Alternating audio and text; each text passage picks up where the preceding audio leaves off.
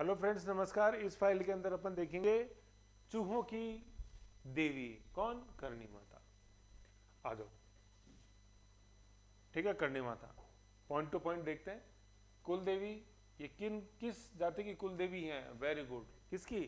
चारण जाति की कुल देवी है। ठीक है, और चारण जाति की अपन ने पहली फाइल में देखी थी आराध्य देवी कौन? जो एच में एच थी, कौन? हिंगलाज माता। कुल देवी है चारण जाति की, ठीक है ना। और चारण जाति की जो आराध्य देवी है, ऐसे मैं आराध्य लिख रहा हूं, और ये एच है, हिंगलाज माता। ठीक है। करणी माता के जो पुजारी होते हैं वो किस जाति के होते हैं? वो चारण जाति के होते हैं। ठीक है। ये आराध्य देवी किनकी है? बीकानेर के राठौड़ शासकों की, बीकानेर के राठौड़ शासकों की। ठीक है ना, केवल बीकानेर के। जैसे अपन देखते हैं कि जोधपुर के जो राठौड़ हैं उनकी आराध्य देवी कौन सी जाएंगी? चामुंडा देवी। और राठौड़, बीकानेर के राठौड़ों की जो कुल देवी है वो कौन है? नागणेची। तो आप बोलो सर, केवल बीकानेर के राठौड़ों की नहीं, सभी समस्त राठौड़ों की, चाहे जोधपुर के हो, चाहे बीकानेर के हो, चाहे मेड़ता के हो, उन सब की कुल देवी कौन है? नागणेची माता। ये जिनका मंदिर बाड़मेर में अपन को नागड़ा गांव में देखने को मिलता है, जो कि प्रमुख मूल रूप से कहाँ स्थापित थी? कर्नाटका के अंदर, चक्रेश्वरी देवी के नाम से। और नागड़ा गांव बाड़मेर में कौन लेके आया था ये मूर्ति? मेरे को बताओ, कमेंट करके बताना। उससे दिखे ये भी लग जाएगा कि कौन कौन वीडियो देखता है। मैं भी देखता हूँ, मतलब मैं भी ये देखता हूँ कि कौन कौन देखता है, आपकी कमेंट से पता लगेगा। ठीक है। फिर करणी माता, ये जो आप मंदिर अपन देख रहे हैं, इनका उपनाम क्या है? चूहों वाली देवी। तो देखो ये नीचे आपको दिख रहा है, ये कटोरी में ये पीते हुए दूध, तो सफेद चूहों का दर्शन मतलब शुभ माना जाता है। तो जाने की जरूरत नहीं है, आप यहीं बैठे बैठे फोटो में ही कर लो। ठीक है। ये फिर ये अवतार है किनका? ये अवतार है किनका? आवड़ माता का। तो अब समझ में आ रहा है आवड़ माता, जो मैंने आपको समझाया था। आवड़ माता, आवड़ माता क्या? HAS है, हिंगलाज आवड़। तो आवड़ माता जैसे अपने 7 बहने, तो उन 7 बहने में एक स्वांगिया माता भी थी और एक करणी माता भी थी, ऐसे। ठीक है। इनका इनका जन्म हुआ कहाँ? सुवाप गांव, जोधपुर में। सुवाप है ना, ये इंपॉर्टेंट है, ये आता है सुमिलित करने में। सुवाप गांव, जोधपुर में। ठीक है ना, 1387 ईस्वी में। और आश्विन शुक्ल सप्तमी, आश्विन शुक्ल सप्तमी, आश्विन माह के अंदर ही नवरात्र आते हैं, जिनको शारदीय नवरात्र बोलते हैं। उसकी सप्तमी को इनका जन्म हुआ। ठीक है ना, जो प्रमुख नवरात्र है, बड़े नवरात्र कहाँ पे? सुवाप, कहाँ पे? जोधपुर में। ठीक है, आश्विन शुक्ल सप्तमी 1387 को। ये इंपॉर्टेंट रखो डेट, ये पता होनी चाहिए इस वाली कैलकुलेशन की। ठीक है, ये हो गया। तो जन्म हुआ सुवाप गांव, जोधपुर के अंदर 1387 में। फिर इनका निधन कहाँ हुआ? निधन हुआ घनेरू की तलाई, दियात्र गांव में, दियात्रा गांव में, बीकानेर में। घनेरू की तलाई है ना, घनेरू की तलाई, दियात्र गांव, बीकानेर में। कब? 1538 में, 1538 ईस्वी चैत्र शुक्ल नवमी को। ठीक है। तो आश्विन माह में तो अपने शारदीय नवरात्र हैं, उसकी सप्तमी को तो जन्म हुआ। और चैत्र शुक्ल के अंदर जो अपन इसको बसंती नवरात्र बोलते हैं, दोनों देखो शुक्ल शुक्ल ही है। नवरात्र जो है ना, ये हमेशा शुक्ल पक्ष में आते हैं। मेन रूप से तो 2 होते हैं नवरात्र, लेकिन अगर मोटे रूप में तो 2 है, लेकिन अगर थोड़ा डीप में जाए तो 4 होते हैं नवरात्रा। तो 2 तो ये हो गए अपने शक्तिपीठ वाले, जिनमें देवियों की पूजा होती है, कौन से? चैत्र और शारदीय नवरात्रा, आश्विन नवरात्रा। और 2 गुप्त नवरात्रा होते हैं, जो तांत्रिक पीठ के लिए होते हैं। ठीक है, वो कौन कौन से मंथ में होते हैं? वो एक आषाढ़ में होते हैं और माघ में होते हैं, है ना। आषाढ़ और माघ, आमा, आमा है, आमा बोलते हैं अपन, आमा तुझे दिल ने पुकारा। तो गुप्त नवरात्र 2 आषाढ़ माह में। आषाढ़ कौन सा? वही चैत्र माह वाली पहली 6 में जो आता है ना, कौन सा? चैत्र। चैत्र के बाद बैसाख, ज्येष्ठ, आषाढ़, श्रावण आता है जिसके बाद में। तो एक तो आषाढ़ महीने में होते हैं, पहली 6 में तो आषाढ़ माह में, और उधर दूसरी जो 6 है उसमें माघ में, है ना। वो जो आता है कौन सा? देखते हैं अपन, आश्विन, कार्तिक, माघशीष, पोष, माघ, फागुन, ऐसे। जनवरी फरवरी में जो आता है माघ, उसमें गुप्त नवरात्रा का दूसरा वाला भाग है, जिसको अपन माघ में होता है। गुप्त नवरात्र 2 होते हैं, आषाढ़ और माघ। ये जब त्योहार पढ़ेंगे ना तो उसमें और बता दूंगा मैं, यहाँ कोई कंफ्यूज होने की जरूरत नहीं है ज़्यादा। तो मैं बता रहा था, हर तरह के नवरात्र शुक्ल में आते हैं, कहने की बात ये है। ठीक है। तो शारदीय नवरात्रा में तो इनका जन्म हुआ, चैत्र नवरात्र, बसंत नवरात्र में इनका निधन हुआ। कब? 1538 में। तो जन्म तो कब हुआ है? 1387। ठीक है। और मृत्यु कब हुई? ये लिखा हुआ 1538। तो एक चीज देख रहे हो इसके अंदर गौर करने वाली, ये 38 तो सर दोनों में है, बस ये ऐसे याद हो गया ना, 1387 और 1538 ऐसे। ठीक है, तो घटाओगे इसके अंदर से, मतलब आप यूं घटा के देखो 1538 और 1387 माइनस करो, है ना, तो ये 1 5 और 151। ठीक है, ये पापूजी वाली जैसे जो है ना उसमें वो 24 वर्ष वो गलत लिखा हुआ था, वीडियो में बताना भूल गया, 36 है सही, 36 वर्ष रहे पापूजी जिंदा। चलो, तो ये यहाँ है ना, यहाँ अपन ये देख रहे थे, तो 1387 में तो 1387 में जन्म हुआ और 1538 में निधन हुआ, किनका? करणी माता का।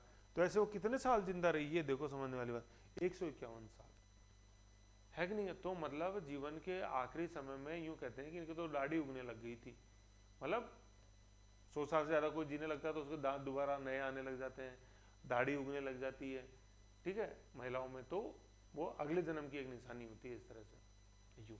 तो इसको करणी माता जी को अपन दाढ़ी वाली देवी भी बोलते हैं, ये मैं समझाना चाह रहा हूँ आपको यहाँ पे, ठीक है ना, इतना जीवन काल होने से इतना लंबा। तो जीवन काल कितना इनका? 151 वर्ष का, और इस कारण से अंतिम वर्षों में इनके दाढ़ी उगने लगी थी, इसलिए इनको दाढ़ी वाली देवी भी बोलते हैं, ठीक है। जन्म हुआ 1387 आश्विन शुक्ल सप्तमी को, एएस का मतलब आश्विन शुक्ल सप्तमी, जीवन 151 वर्ष, निधन हुआ 1538 में चैत्र शुक्ल नवमी को, जन्म हुआ आश्विन में, ठीक है ना, ये जैसे अपन छमाही पढ़ते हैं इधर, तो चैत्र बैसाख जेठ आषाढ़ तो इधर, और आश्विन कार्तिक माघशीष पौष माघ फागुन ये इधर थे, ठीक है। तो इधर तो जन्म हुआ है कहाँ पे? आश्विन, आश्विन शुक्ल सप्तमी, और इधर निधन हुआ है किधर? चैत्र में। तो ऐसे कुछ तस्वीर से याद रह जाएगा ना, जो इधर साइड है, ये वाली साइड है, कौन सी वाली साइड? ये मेरे 2 हैंड है, तो ये वाली साइड है ना जो अपने, कौन सी? ये लेफ्ट हैंड साइड, मेरा लेफ्ट हैंड है, ठीक है, ये इस साइड में, ठीक है, इस साइड में, इस साइड वाली, तो उसमें आश्विन, उसमें जन्म हुआ, और ये जो राइट हैंड है मेरा, इसके अंदर मृत्यु हुई, ठीक है, ये है।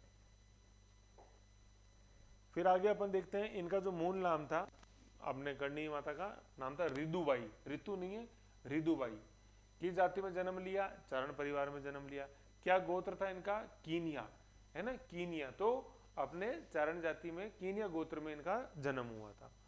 पिताजी का नाम मेहाजी, है ना, मेहाजी मांगलिया मत कर देना गड़बड़ाई, ओनली मेहाजी। माँ का नाम देवलबाई, पिताजी का नाम मेहा, माँ का नाम देवलबाई। विवाह किनसे होने वाला था इनका? देपाजी से, देपाजी, दीपाजी या दीपक जी नहीं है ये, ठीक है ना, ना ये दीपिका जी हैं, ठीक है। ये क्या नाम है इनका? इनका नाम है देपाजी, देपाजी, ठीक है, देपाजी। तो किनसे विवाह होने वाला था? देपाजी से विवाह होने वाला था। लेकिन चूंकि अपन ने देखा कि आवड़ माता का अवतार थी, भक्ति में शुरू से ही लीन रहती थी, तो इनको इस सांसारिक मोह माया से कोई लगाव नहीं था। तो इन्होंने मेहाजी, मेहाजी कौन? पिताजी, और माताजी देवलबाई को बोला कि पापा में मेरा कोई इंटरेस्ट नहीं हुआ, प्लीज़ मेरे को मत धकेलो ऐसा। तो अब पिताजी ने बोला कि यार हमने तो वचन दे दिया, तो वचन दे दिया, तो फिर करणी माता जी ने बोला कि मेरे को रहने दो, मेरी जो छोटी बहन है फूल कंवर, उनका विवाह कर दो देपाजी से। तो फूल कंवर छोटी बहन, उनका विवाह हुआ देपाजी से, और फिर देपाजी और फूल कंवर की जो संतान हुई वो लाखा हुई। तो करणी माता लाखा, है ना, मेवाड़ वाली लाखा मत कर देना, रणमा लाखा वो नहीं, केवल लाखा, देपाजी और फूल कंवर की संतान। फिर करणी माता जी ने गोद ले लिया लाखा को। तो एक दिन ये लाखा जी आए हुए थे करणी माता के पास, और जो अपन तालाब देखते हैं कोलाई झील, कोलाई झील के पास ये खेल रहे, तो अचानक पैर फिसलने से तालाब में गिर गए लाखा जी, और वह उनकी डूबने से मृत्यु हो गई। तो इसलिए कोलाई झील को चरण जाति जैसे जो है वो शुभ नहीं मानती, क्योंकि वहां दुख जुड़ा हुआ है, ठीक है। किनसे दुख? किनसे भाई? करणी माता से जुड़ा हुआ है, लाखा से जुड़ा हुआ, लाखा की मृत्यु करणी माता से जुड़ी हुई है, था तो बहन का ही बच्चा ना, ऐसे, ठीक है ना। ये ओ सॉरी, वो फूल कंवर नहीं था, नाम गुलाब कंवर, मैं थोड़ा सा उसमें वो गलत बोले, गुलाब कंवर, गुलाब कंवर, ये मैं बता देता हूँ, यहाँ देख लो, ठीक है ना। नाम विवाह होने वाला था देपाजी से, छोटी बहन गुलाब कंवर, वो थोड़ा सा गुलाब के नाम के कारण फूल कंवर ध्यान रहेगा, लेकिन कोई बात नहीं, फूल कंवर, फूल किसका? गुलाब का, ऐसे ध्यान रह जाएगा, गलती भी तो अच्छे के लिए हुई है। तो छोटी बहन गुलाब कंवर का विवाह हो गया, किन से? देपाजी से, ओके। फिर संतान की जो उत्पत्ति वो लाखा थे, देपाजी व गुलाब कंवर की संतान। करणी माता ने गोद ले लिया लाखा को। एक दिन ये घूमने आए थे कोलाय झील, वहां डूबने से मृत्यु होगी लाखा की, इसलिए कोलाय झील को अशुभ मानते हैं अपने चारण समुदाय में। ठीक है, नॉट इक्वल टू का लगा हुआ मतलब ये अशुभ मानते हैं, ठीक है, ऐसे ही है। तो फूल कंवर ना होके वो है क्या, गुलाब कंवर, ठीक है, लेकिन फूल का नाम गुलाब तो इसे याद तो रह जाएगा, कोई बात ही नहीं है उसमें। फिर यहाँ जो अपन चूहे जो देखते हैं उनको अपन काबा बोलते हैं, चाहे वो सफेद हो चाहे ब्लैक हो, उनको काबा चूहे बोलते हैं। सफेद चूहा जो है उसको यूं माना जाता है कि वो करणी माता जी के दर्शन हो गए, ठीक है ना, करणी माँ के दर्शन सफेद चूहे से। करणी माता जी का जो दूसरा रूप है, भाई प्रथम रूप तो चूहे हैं, चूहों में सफेद चूहा जो वो करणी माता जी का रूप माना जाता है, और जो दूसरा रूप है वो है सफेद चील। चील को अपन क्या बोलेंगे, ईगल बोलेंगे, EAGL, ईगल। अब ये ईगल क्यों बोला, मैंने आपको कल समझाया था, ईगल से ज्यादा शक्ति जो होती है वो बाज में होती है, हॉक, ठीक है ना, हॉक। तो जैसे जो अपन ने हॉक देखा था, तो हॉक तो हो गई मेन क्या, मेन माता, जिनमें इनसे ज्यादा शक्ति है, ठीक है, इनसे ज्यादा शक्ति है। जैसे अपन जैसे देवी देखते हैं, मैं जैसे मान लो देखी अपन ने पहले फाइल में बाज का उनको बताया गया स्वरूप, प्रतीक चिन्ह बाज का। और चूंकि अब अपन जैसे नेक्स्ट देख रहे हैं, इस समय अपन देख रहे हैं करणी माता, तो वो उनकी फॉलोवर, तो फॉलोवर हुई तो वो उनको कम शक्ति की दी गई, तो वो चील, ठीक है ना, चील ऐसे है ना, कम शक्ति है। भाई आप अगर जूनियर हो तो आपको जूनियर पक्षी मिलेगा, तो जूनियर पक्षी कौन हो गया, चील। और इनसे पहले जैसे जो हैं, जो अपन ने मेन जैसे देखा, जो बहुत पहले यहाँ चुकी हैं, ठीक है, नागनेची माता जैसे अपन ने देखा, तो नागनेची माता का जो प्रतीक चिन्ह था वो बाज था, ठीक है ना, हॉक। फोटो मैंने आपको दिखाई थी सबसे पहले, चील वापस दिखाऊं यहाँ पे,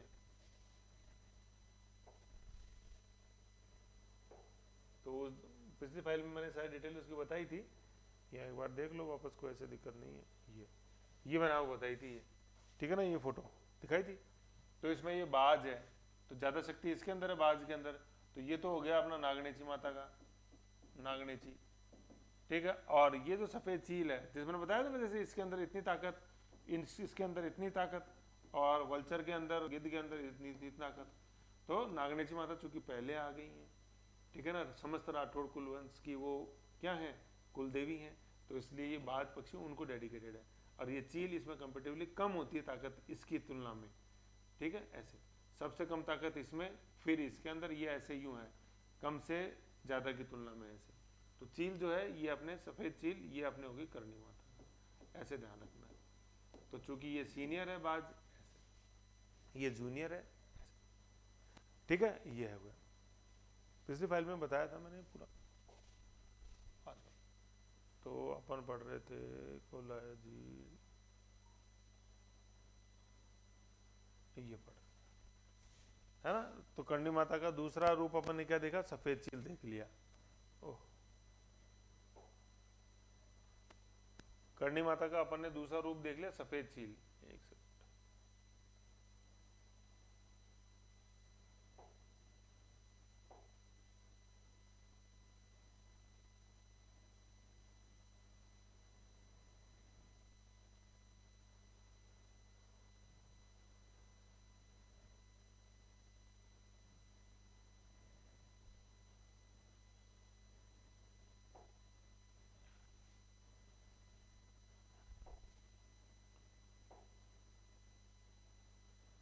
करणी माता का दूसरा रूप अपन ने देख लिया, सफेद चील, ठीक है। जो शहर स्थापित किया करणी माता ने वो देशनोक है, बीकानेर में, नोखा तहसील में। आशीर्वाद दिया इन्होंने किसको, राव बीका को, बीकानेर की स्थापना करने के लिए। और 1465 में उन्होंने बीकानेर की स्थापना करी, राव बीका ने। तो इसलिए करणी माता को उन्होंने, जो बीकानेर के जो शासक है राठौड़, उन्होंने क्या बना रखा है, आराध्य देवी, ठीक है, 1465 में। और जोधपुर की देखो स्थापना हुई थी 1459 में, ठीक है। बीकानेर की हुई 1465 में, 1465 में। ऐसे इनको एक जगह लिखते जाओ तो जिससे ध्यान अच्छा सही रहता है, ठीक है। फिर दुर्ग की नींव रखी, जो अपन जैसे दुर्ग देखते हैं, किस दुर्ग की नींव रखी, करणी माता ने मेहरानगढ़ दुर्ग जो था जोधपुर का, उसकी नींव रखी, ठीक है ना, ऐसे। और मेहरानगढ़ की दुर्ग में स्वैच्छिक बलिदान दिया हुआ है राजिया भामी ने। मतलब ऐसा माना जाता था कि जैसे जब ये दुर्ग बन रहा था, मेहरानगढ़ दुर्ग, तो यूं एक किंवदंती है कि भाई इस समय अगर कोई अपनी स्वैच्छिक बलि देगा, जिसको कि दफन कर दिया जाए इस नींव में जिंदा ही, तो ये जो गढ़ है ये बिल्कुल एक अजय रहेगा और काफी ड्यूरेबिलिटी, स्थायित्व इस दुर्ग के अंदर आएगा। तो राजिया भांबी, आरबी है ना, रजिया मत कर देना, राजिया भांबी ने स्वैच्छिक बलिदान दिया हुआ मेहरानगढ़ दुर्ग में। ठीक है, ऐसे। ठीक है, तो क्या अपन को यह समझना है कि किनको आशीर्वाद दिया? राव बीका को दिया। तो बीकानेर ने, राव बीका ने बीकानेर शहर की स्थापना कर दी 1465 में, 1465 में। 1459 तो जोधपुर है, जोधा, जोधपुर, जोधा, और ये है बीकानेर, राव बीका के द्वारा। ठीक है, तो जोधा के पुत्र थे। जोधा के पुत्र अपन ने जैसे देखा कि जोधा के पुत्र हुए, तो उसमें बीका ने बीकानेर की स्थापना कर दी, दूधा ने मेड़ता की, सातल देव ने अपने सातलमेर, जैसलमेर। ठीक है, ये हो गया। फिर आगे देखें अपन करणी माता के बारे में। बाकी मारवाड़ की हिस्ट्री पढ़ेंगे तब उनमें ये सारा आ जाएगा। फिर देखते हैं करणी माता किनकी, करणी माता जी की इष्ट देवी कौन थी, मतलब करणी माता जी की जो गुरु माता थी वो कौन थी? वो तेमड़ा जी थी, तेमड़िया माता। करणी जी का बचपन का नाम क्या था? मतलब करणी जी का बचपन का नाम नहीं, सॉरी, करणी जी का बचपन कहाँ भी था? ठीक है ना, वैसे तो अपन ने नाम देखा ही था, रितु भाई आया ही था। ठीक है, अब अपन देख रहे हैं कि इनका बचपन कहाँ भी था, है ना, बचपन कहाँ भी था? तो करणी माता जी का बचपन भी था नेहड़ी गांव में, नेहड़ी, देशनोक बीकानेर में नेहड़ी। ठीक है ना, नेहड़ी। तो जो अपन दही छाछ बिलोते हैं गांव में, तो जैसे जो रस्सी जो होती है उसको नेहड़ी बोलते हैं। ठीक है, नेहड़ी गांव में, तो नेहड़ी गांव में एक शमी वृक्ष, मतलब खेजड़ी वृक्ष के नीचे ये तेमड़ा माता की पूजा करती थी। और तेमड़ा माता कौन है? ये इनकी गुरु माता एक तरह से। तो HASTG मैंने बताया था, स्वांगिया माता को तेमड़ा माता बोला और घंटियाला माता बोला, यही तो तेमड़ा माता की ये पूजा करती थी। और शमी वृक्ष की, इसी शमी वृक्ष है ना, खेजड़ी शमी वृक्ष, खेजड़ी शमी एक ही है। शमी वृक्ष की छाल को आज भी, जैसे जो भक्त श्रद्धालु हैं वो चांदी की समझ के भक्त श्रद्धालु उसको नाखून से उतार के ले जाते हैं उस खेजड़ी वृक्ष की छाल को। ऐसा माना जाता है कि ये एक तरह से चांदी का ही प्रोटोटाइप है। और चांदी को, चांदी जैसा महत्व क्यों दिया गया? क्योंकि इसी वृक्ष के नीचे बैठ के करणी माता जी, तेमड़िया माता अपनी गुरु माता की आराधना करती थी। कौन से गांव में? नेहड़ी गांव में। तो नेहड़ी, तेमड़ी, ऐसे आज वर्तमान में मंदिर देखते हैं अपन देशनोक के अंदर ही, मंदिर को मठ बोला जाता है। ठीक है ना, इस करणी माता के मंदिर को मठ। मंदिर परिसर में ही जो देशनोक मंदिर अपन देखते हैं, उस परिसर में कुछ चीजें हैं। क्या है? एक तो ग्वाला दशरथ मीरवाल का मंदिर है। ठीक है, ग्वाला दशरथ मीरवाल, दशरथ नाम के पिता दशरथ और मीरवाल। ठीक है, सिंध पाकिस्तान के अंदर जगह है मीरवाल। तो ग्वाला दशरथ मीरवाल का मंदिर, तेमड़ा राय माता का मंदिर जो आराध्य देवी थी इनकी। ठीक है, दो बड़ी कढ़ाइयाँ रखी हुई हैं इस मंदिर में, जिनका नाम, जिनको अपन दोनों क्या बोलते हैं? सावन बादो कढ़ाई। तो सावन बादो का एक आगे एक टॉपिक भी मैंने छोटा सा ले रखा है, सावन बादो झील, सावन बादो नहर, ठीक है, सावन बादो महल, सभी एक जगह आएंगी। लेकिन सावन बादो जो कढ़ाई है वो करणी माता मंदिर देशनोक के अंदर। फिर इस मंदिर परिसर में करणी माता का पैनोरमा भी है। पैनोरमा मतलब जीवन चरित्र पूरा करणी जी का, जैसे उसके अंदर दिखाया गया कि कैसे बचपन में नेहड़ी गांव में पूजा करी इन्होंने शमी वृक्ष के नीचे तेमड़ा माता की, फिर कैसे विवाह का प्रपोजल देपा जी, लेकिन फिर विवाह हुआ गुलाब कंवर के साथ। देपा जी का लाखा पुत्र देपा जी और गुलाब कंवर का उसका निधन, सारा ये जीवन चरित्र जैसे जो है। और पिताजी जो अपन देखते हैं कि मेहा जी की जैसे संतान के रूप में कैसे जन्म हुआ। ठीक है, फिर कैसे चीजें सारी आगे बढ़ी, वो सब से उसमें बता रखा। ठीक है, फिर इसमें देखो एक, चलो उसको आगे देख लेंगे, इसमें देता था। हाँ, फिर है ना करणी माता का बनाना, ये उस मंदिर में हो गया अपने देशनोक वाले मंदिर में। फिर मंदिर में जो जो योगदान दिया हुआ, जैसे कैसे कि वर्तमान स्वरूप जैसे देखते हैं जो अपने देशनोक मंदिर का, वो देन है गंगा सिंह जी की। तो जैसे अपन ने देखा था कि धूरमेड़ी गोगा जी की देखी थी, गोगा जी की देखी थी अपन ने धूरमेड़ी, गुगामेड़ी नोर हनुमानगढ़, उसको भी जो वर्तमान स्वरूप हिंदू शैली का जो बनाया, मुस्लिम शैली का मकबरा नुमा तो गुगामेड़ी नोर हनुमानगढ़ में, फिरोजा तुगलक का हिंदू शैली का किसने बनाया? गंगा सिंह जी ने। ऐसे ऐसे रामदेवरा का जो वर्तमान स्वरूप है वो गंगा सिंह जी का। करणी माता का जो वर्तमान में अपन मंदिर देखते हैं उसको वर्तमान स्वरूप में किसने दिया हुआ? गंगा सिंह जी ने दिया। चांदी के दरवाजे वहां चढ़वाए लगवाए करणी माता देशनोक मंदिर में, वो किसने? भक्तावर सिंह, जो कहाँ के शासक थे? अलवर के। ठीक है, मंदिर में जो प्रवेश द्वार है वो बनाए गए किसने? सेठ चांदमल डड्डा के द्वारा वो प्रवेश द्वार दिए गए हैं। तो डड्डा मार्केट देखें, दो गेट होकर घुसने के लिए ऐसे। ठीक है, ये प्रवेश द्वार चांदी के दरवाजे वहाँ मंदिर में जो चढ़ा रखे हैं वो किसने, बख्तावर सिंह अलवर के, और वर्तमान स्वरूप गंगा सिंह जी बीकानेर। करणी माता का जो मेला है, ठीक है, वो वर्ष में 2 बार नहीं 3 बार भरता है। 2 बार तो हो गई अपनी नवरात्रा ही, चैत्र नवरात्रा और आश्विन नवरात्रा, ये हो गए बसंती नवरात्रा, ये हो गए शारदीय नवरात्रा। इन दोनों के अलावा भी कार्तिक पूर्णिमा को भी इनका मेला भरता है। तो कार्तिक पूर्णिमा कब, आश्विन के बाद, इसके बाद ही जो है ना आश्विन नवरात्रा के बाद ही, मतलब 1 महीने बाद आश्विन का जो अगला महीना होता है ना वो कार्तिक हो जाता है।